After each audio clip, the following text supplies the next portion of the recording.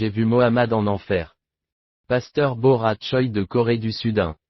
Le pasteur Borat Choi est pasteur d'une petite église en Corée du Sud dont les membres prient quotidiennement depuis 7 heures en jeûnant. Le pasteur Borat Choi a eu une vision de l'enfer il y a quelques années et a vu tant de monde dans cet endroit. Elle a vu le prophète Mohammed souffrir en enfer.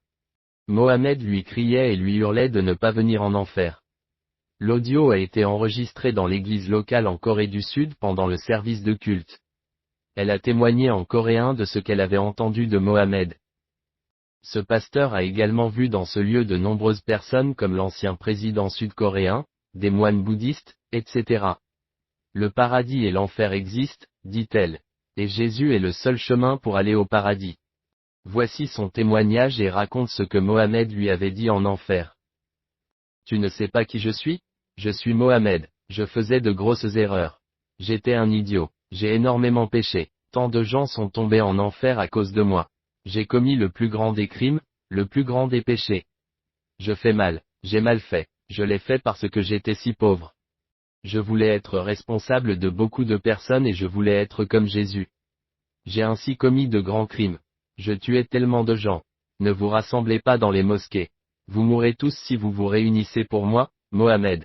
Dispersez-vous, ne vous rassemblez pas. Si vous vous réunissez ainsi, vous serez également utilisés par Satan. Vous serez utilisés si vous êtes unifiés pour Mohammed. Sans Jésus, tous iront en enfer. C'est tellement chaud. C'est tellement chaud. Fais-moi sortir d'ici. Fais-moi sortir d'ici. Mohammed est dans la lave de l'étang de feu. Il essaie de s'échapper de ce lac. Sa chair fond et après, je vois son squelette. Il a continué à crier, il n'y a pas de paradis auquel on puisse penser dans l'islam. Ces doctrines ont été faussement exposées. Il n'y a que le paradis et l'enfer. L'islam a été changé, je le répète, il n'y a pas de paradis auquel croient les musulmans. Ne détruisez pas votre vie avec ces fausses doctrines. Je ne devais pas parler de ces fausses doctrines. Ils ont été modifiés. Lis la Bible, il vous montrera comment aller au paradis. Il n'y a pas de paradis en islam. Je n'ai pas écrit cette fausse théologie. Ces documents ont été rédigés par des gens qui essayaient de m'imiter. Ces rapports deviennent comme une Bible de l'islam, le Coran, qui voile la parole de Jésus. Hors de question, je ne les avais pas écrits. S'il te plaît écoute-moi. Je suis ici dans cet enfer. Je suis ici à Hellfire. Je souffre de ce grand châtiment parce que j'ai été utilisé par Satan. Ne jetez pas votre vie entre les mains de Satan. Ne me sois pas fidèle, Mohammed. C'est le plan de Satan de vous emmener en enfer.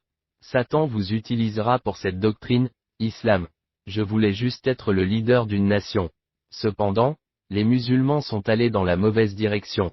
Je n'en voulais pas, ce n'est pas ce que je voulais pour eux. Je ne veux pas de guerre, djihad.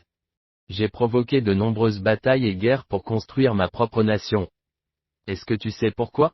Parce que j'étais si pauvre quand j'étais enfant. J'avais déclenché tant de guerres pour fonder ma propre nation.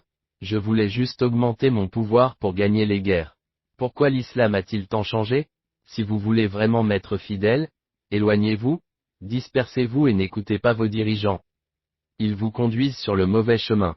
Ils détruisent des vies à cause de cela. Il est temps de croire en Jésus-Christ, qui est le Fils de Dieu, comme votre Sauveur, car il est mort sur la croix pour vos péchés. Il est temps de vous repentir de vos péchés et de tout abandonner à Jésus. Jésus est le seul chemin pour aller au ciel, paradis. Recherche de la vérité. De nombreux musulmans à travers le monde ont déjà découvert la vérité. Et la vérité, c'est Jésus-Christ lui-même.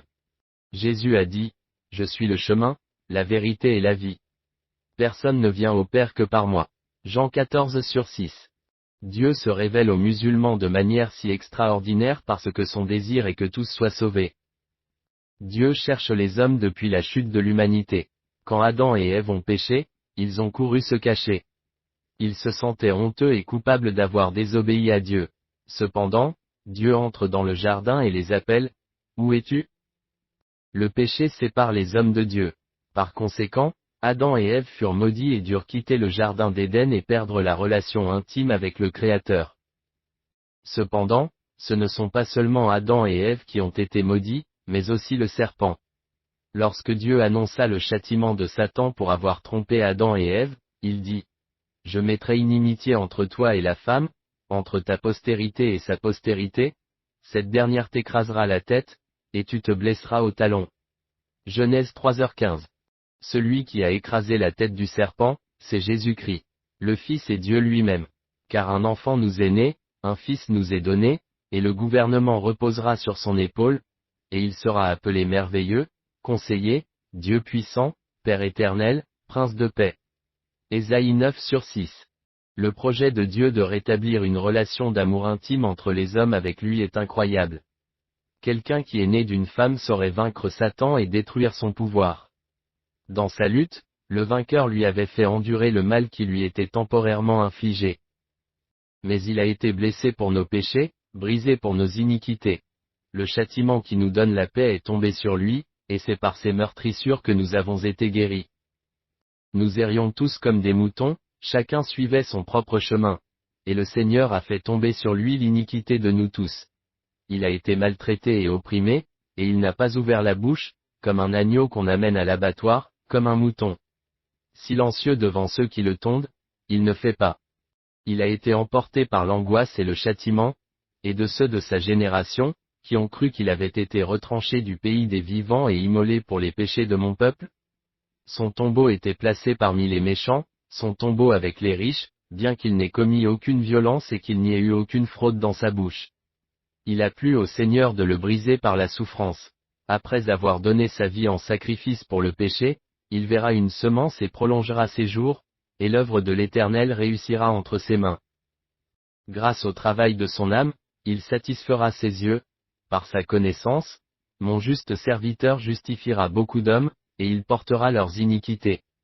C'est pourquoi je lui donnerai sa part parmi les grands, il partagera le butin avec les puissants, parce qu'il s'est livré à la mort et qu'il a été placé parmi les méchants, parce qu'il a porté les péchés de beaucoup d'hommes et qu'il a intercédé pour les coupables. Isaïe 53/5-12. Dans le jardin d'Éden, Dieu a sacrifié un animal pour couvrir la honte d'Adam et Ève. La même chose que Jésus a fait sur la croix. Pour couvrir notre honte et notre acte honteux, pour couvrir nos péchés et les conséquences du péché, pour couvrir notre emprise, notre culpabilité et notre nature pécheresse. Il est mort sur la croix. Il a versé son sang précieux sur la croix cruelle pour moi et pour vous, afin que nous ne puissions jamais être dans la honte et dans le péché.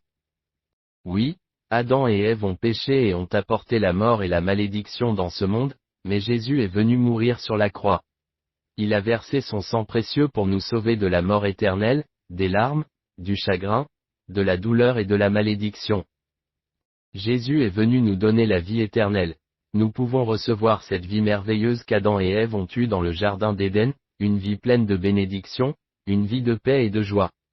Si vous n'avez pas encore reçu cette vie, aujourd'hui est le jour du salut. Invitez Jésus dans votre vie et vous ne serez plus jamais le même. Je prie pour que beaucoup plus de musulmans découvrent cette vérité et aient un jour la vie éternelle avec Jésus. Que Dieu te bénisse.